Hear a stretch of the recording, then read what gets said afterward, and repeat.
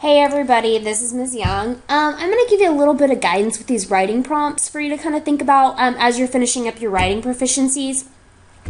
We'll just kind of go through each one. I'll kind of give you an idea of who your audience should be and kind of a couple like notes or like traps that you might fall into with your essay.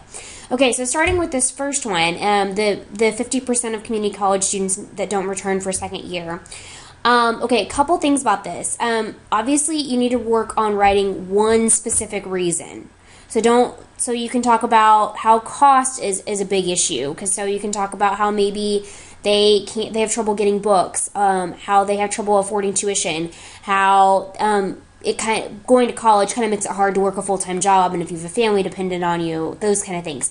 So cost kind of relates back to all of those things, but it all kind of falls under that one idea. So don't try to pick three different reasons like cost, transportation, or going into remedial classes or anything like that. You don't want to go in that route.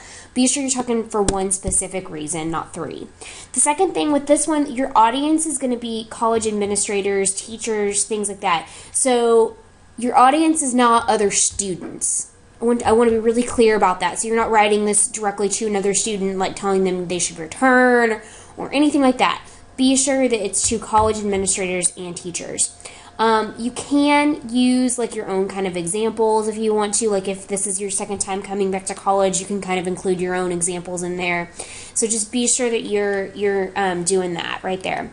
With this second one, a lot of people have kind of had a little bit of trouble grasping the audience on this one. Your employer is thinking about paying several employees in the company to go back to school for a 2-year degree. You have been tasked to investigate the potential benefits to employers to have a workforce educated beyond a high school diploma. Okay, this one, your audience is your employer or your supervisor, not necessarily how like this would benefit the employees or not just saying, hey, there are some companies that do this. You're trying to persuade your employer or your supervisor to invest in like tuition reimbursement or employee education or anything like that. The big thing here, be sure you're focusing on how employee tuition assistance can benefit companies and employers. They're looking for the benefits for them. So you can talk about how it encourages company loyalty, how it encourages people to work at a job for longer and not switch around, how it provides them with an educated workforce, and that way they don't have to have outside hires, those kind of things. Look for those kind of ideas and those details. Okay, third one here. You've just received the wonderful news. Upon your OTC graduation, you've been given the opportunity to transfer to university of your choice to complete your bachelor's degree for free. You have to write a letter persuading the selected university to accept you as an incoming student. Okay, this one, be sure your audience is admissions officials and department members. So talk about how you would be a good fit for that university, how you would uphold its mission and values and things like that. You can also speak specifically about how you would fit in with your department that you'd be going into. So if you were going to if you're going to go to MSU and become a business major, you might want to research the business department and look for those kind of things. The main thing here is be sure you're focusing how well you would fit in at the university and how you would benefit them. Okay. This last one, I don't think anyone is doing this one, but just in case anybody changes their mind, I'll go ahead and kind of give you the lowdown on this one too.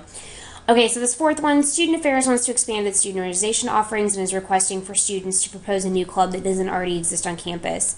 Write 5 paragraphs persuading Student Affairs that your club would be a valuable addition to the list of clubs already offered. Okay, this one, again, this is kind of similar to this one up here. So you're writing specifically to the Student Affairs Council.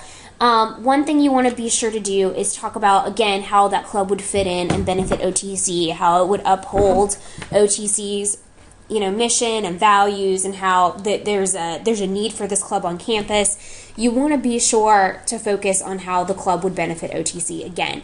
So on some of these, especially on this one right here, on the third one, don't so much focus on how well how that would benefit you, or with this one, don't talk so much about how this one would benefit employees. I mean, that's kind of an added perk, obviously, but they're wanting to know how it would benefit the company and the employer. So be sure you're writing to that kind of idea.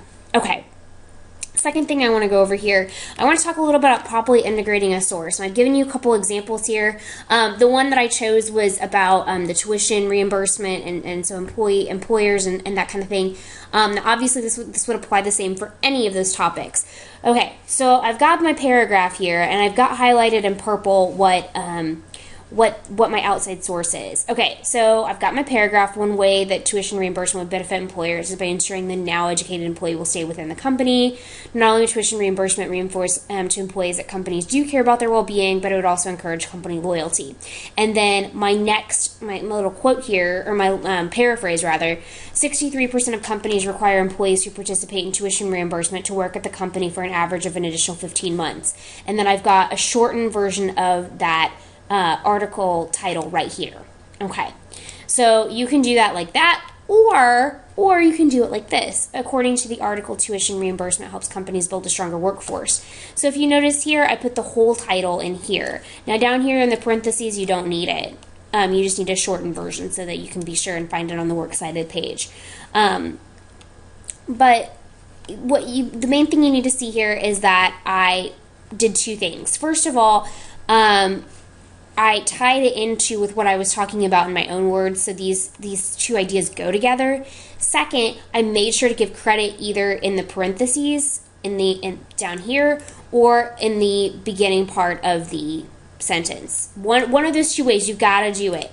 Okay, so one big thing you can't do here is you can't just drop in the information and not put in a works cited, an in-text citation. You can't just drop it in there and let it hang out. Or you can't just say, like, I read this somewhere. You need to be more specific. So be sure that you're doing one of these two things up here. Okay, other thing with the works cited page. Okay, I actually need to do that. Okay, so one other thing with the works cited page. Be sure that you're actually attempting to do a works cited entry.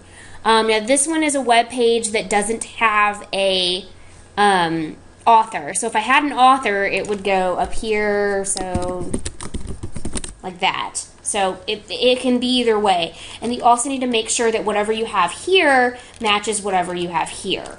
So since we don't have an author, the first thing listed is going to be the title of the article. So that matches here, that matches here, that matches here, all of it matches. So it's really easy to find for the reader. Okay, so I got my title, I've got my the website that I found it on, the publisher, the date it was published, it's a web source, and then the date I accessed it. Okay, if you just copy and paste the URL, you're not going to get full points. You're not going to get the full points for that objective on the rubric. So be sure you at least attempt to do a works cited entry for all of those. Okay, couple last minute things. The writing proficiency is due at 11:59 p.m. on Wednesday, December 4th. So it's a few days from now. Be sure you go back in and look at that discussion board. I've given if you posted for that, I've given you some feedback. I think a few of you posted last night, and I need to do yours still. But everybody else, be sure you're at least having someone look it over. If you decided not to post for the discussion board, be sure you at least get someone, a friend, a family member, just to kind of help you proofread it really quick. Don't wait until the last minute with this one. Also, if you don't get it turned in on time, meaning if it's turned in after Wednesday at 11:59, it's not going to be considered for the writing proficiency, so you're going to have to rely on your course grade and the final to help push you through. Okay, so if you have any questions at all, please email me, ask on that open forum, and let me know. Again, if you posted your paper last night, I will be taking a look at it tonight, and I'll give you some feedback for that. So be sure you're focusing on those big things. Okay, well, have a good day, guys. I'll see you later.